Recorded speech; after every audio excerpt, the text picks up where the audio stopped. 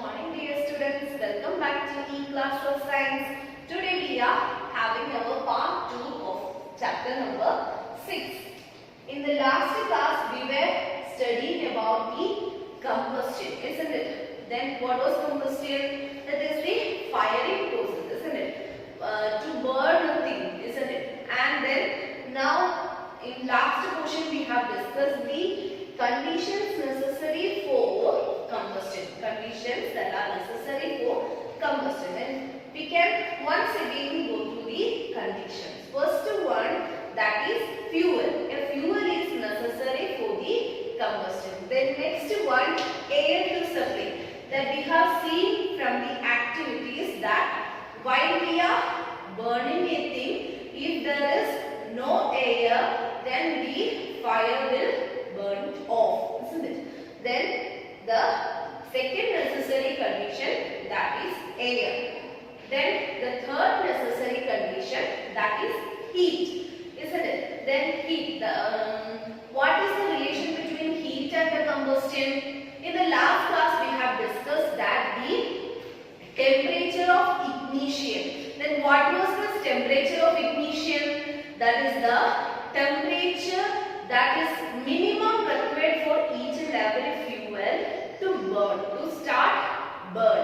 For example, while we have studied in the last class, then we have said that to get that heat, we are rubbing the matchstick with the matchbox. By rubbing that, the matchstick will gain that heat necessary for ignition.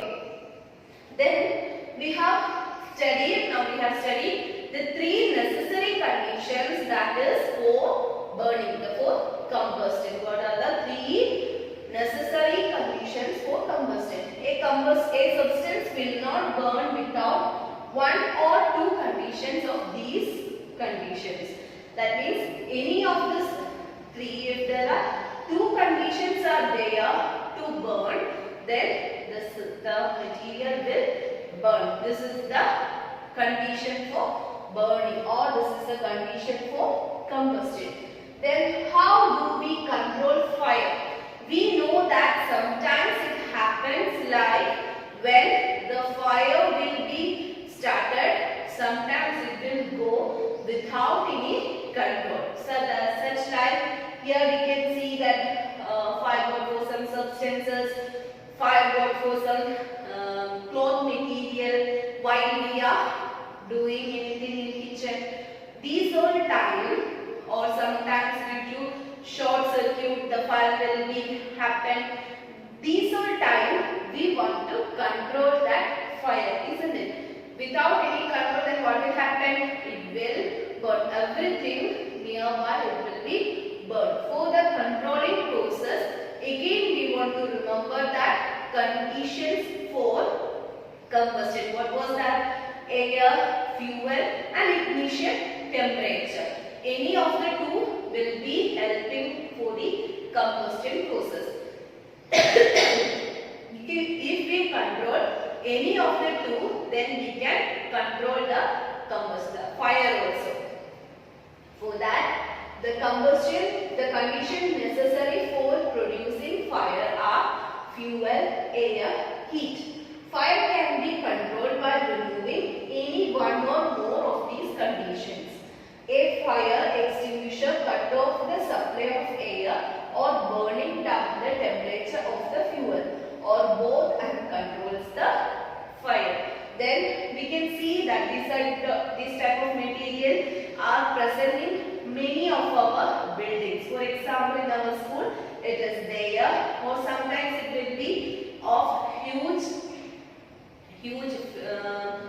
pumps, like huge hose-like system and connected with water connection, and sometimes it will be dust. You can see that while we are traveling when we are having petrol pump, then at that time we can see that there some buckets filled of soil will be there. For these are all which can control the fire. If any emergency come, we can use that. These are foams. These are generating some foam. What is the thing that controls from the foam. That means the air supply. If the air supply is not there, the fire will automatically come low and it will cut it off, isn't it? So we are using some foams, and sometimes we can see that the foam is generated. In that foam, sometimes it is carbon dioxide. If we are giving oxygen, it will burn more. If you are giving carbon dioxide, it will lessen down the combustion conditions. And sometimes we are giving water. Then what is the process of giving water? It covers the surface and sometimes it cools the fuel, so that as the fuel is cooled, the ignition temperature will be less, and so the fire will getting the fire will also be less. Then these are the methods that how we can control our fire. The methods of controlling fire. First method, by using water, that I have just given explanation, and I will be in detail. Water is the most common fire extinguisher. It can be used only when materials like wood, paper, etc. are on fire. The water can be used when wood, paper, these are getting fire, then we can use water. Why we are using water? Because when we are using water, the temperature will be less. Water cannot be used if electrical equipments are on fire, because water conducts electricity and can harm those who try to put off the fire. Water cannot be used to put out oil and petrol fires, because they float on water and continue to burn. These are the things. These are giving the explanation why we are using the fire. As students or as the responsible citizens, you should also be aware of how can we control fire. When we are in home, sometimes the neighbors, sometimes in our family will may get fire, isn't it? Then at that time, we can suggest some conditions how we can control this fire. First one, as we said, that is water. And there are some conditions that where we can use water and where we should not use water. At the first time, we can use water for reducing the fire on paper, wood and wood. If it is the wood is burning, if the paper is burning, we can put water on it so that the fire will be controlled. But we cannot use water while the electrical equipment caught fire. Then what will happen if we are throwing water? Then there is a chance for getting electricity for that person who are throwing the water on that electric appliances, on that fire, because water conducts electricity. And next one, it is we cannot put water on fire while the petrol, diesel, these all things are burning. Why? Because these are less denser than water, so that they will float on the water. If we pour much more water on the fire, the petrol, the diesel, these all float on the water and they will catch up the fire on the top itself. The next method used for controlling the fire is by using carbon dioxide. Then how we can control fire using carbon dioxide? We can check it. Carbon dioxide is the best fire extinguisher to put out fire caused by inflammable materials like oil and petrol and electrical equipment. Carbon dioxide is heavier than air and it covers the fire and cuts off the supply of oxygen and put out the fire. Carbon dioxide is shorter, stored at high pressure as liquid in cylinders. Chemicals like sodium bicarbonate, baking soda, potassium bicarbonate produce carbon dioxide near the fire. Then these are the things related to by using carbon dioxide. Then the places where we are not available with enough water, and also where water is not possible to put out the fire, then we can use carbon dioxide as a fire extinguisher. Then how does carbon dioxide acts as a fire extinguisher? We can check it.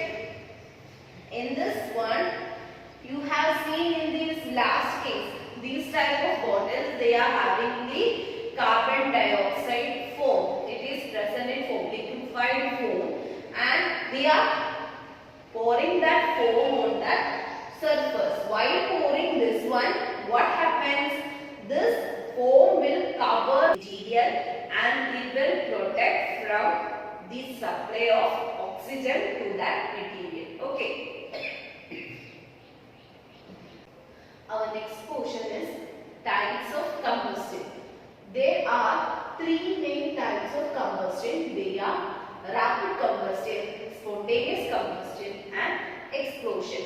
Rapid combustion is combustion in which a substance burns rapidly and produces heat and light with the help of external heat. That means it will produce rapidly. For example, you have seen your gas burner in your home, isn't it? Then while we are lighting it with lighter, a small spark is necessary, isn't it? Then that will burn at that moment itself. That will burn rapidly. Then that is the rapid combustion. Then spontaneous combustion. What is spontaneous combustion? Is combustion in which a substance burns spontaneously and produces heat and light without the help of external heat.